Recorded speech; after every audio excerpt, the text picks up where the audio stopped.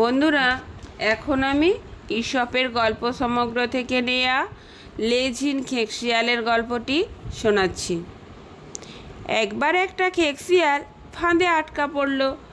অনেক চেষ্টা আর পরিশ্রমে কোনো রকম সে ফাঁদ থেকে বেরিয়ে আসতে পারল, কিন্তু দুর্ভাগ্যবশত লেজটি তাকে খোয়াতে হলো। সেই কারণে ভীষণ লজ্জায় সে দীর্ঘদিন অন্যান্য খেকশিয়ালদের থেকে নিজেকে লুকিয়ে রাখল, পাছে তার ওই অবস্থা দেখে হাসাহাসি করে তারা। এই পরিস্থিতি তার জীবনটাকে ভীষণভাবে দুর্বিষহ করে তুলল। শেষ পর্যন্ত সে স্থির করল সাহসের সঙ্গে ওই মোকাবিলা করবে। এরপর সে একদিন গিয়ে খেকশিয়ালদের এক সভায় উপস্থিত হলো।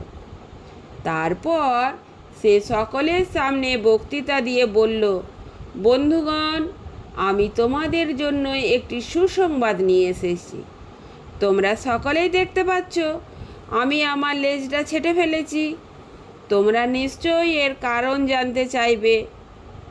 কারণটা আর কিছুই নয়, এটা যখন আমার শরীরে ছিল তখন ওই লেজটার জন্য আমার ভীষণ অসুবিধা সহ্য করতে হচ্ছিল, কিন্তু এটা এখন আমার শরীরে নেই বলে দারুণ আরাম বোধ করছি। সুতরাং তোমাদের সকলের আমি পরামর্শ দেব লেজের ঝামেলা থেকে নিজেদের মুক্ত রাখার জন্য। তাতে তোমরা দারুণ আরাম আর স্বাচ্ছন্দ্য উপভোগ করবে।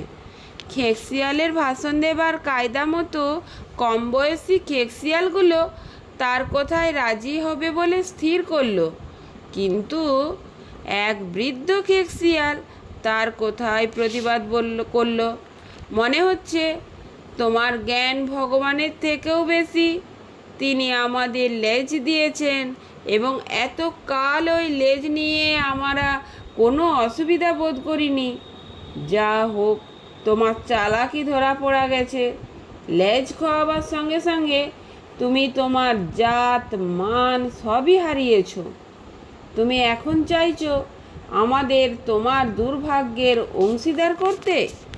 তোমার অনিষ্টকর উদ্দেশ্য নিয়ে তুমি এই মুহূর্তে এখান থেকে দূর হয়ে যাও, আর কখনো এদিকে আসার চেষ্টা করো না। নীতিবাক্য: নিজের দোষের ভাগ অপরকে নিতে বলা উচিত নয়।